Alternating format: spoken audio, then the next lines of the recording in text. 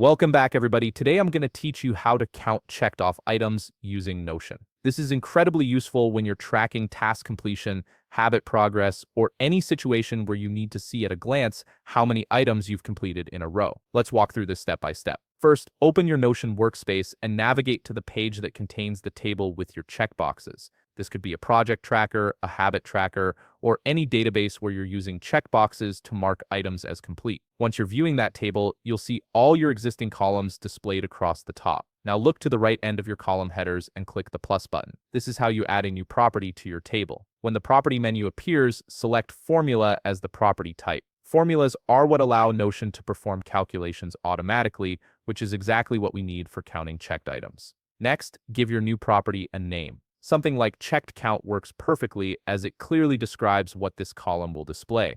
After naming it, you'll see a field that says Edit Formula. Click on that to open the formula editor. This is where the magic happens. In the formula editor, you'll enter a formula that converts each checked box into the number 1, then adds them all together. The formula looks like this: if prop checkbox 1, 1, 0 plus if prop checkbox 2, 1, 0 plus if prop checkbox 3, 1, 0. Here's what's happening for each checkbox property. The formula checks if it's marked. If it is, it counts as 1. If it's not, it counts as 0. Then all these values are added together to give you a total count. The crucial part here is replacing checkbox 1, checkbox 2, and so on with the exact names of your actual checkbox columns. Notion is case sensitive, so make sure the names match precisely. If you have 5 checkbox columns, you'd add 5 if statements in your formula. Once you've entered your formula, click Done to save it. Immediately, the new column will populate with numbers showing how many checkboxes are checked in each row. This happens automatically, so as you check or uncheck boxes, the count updates in real time.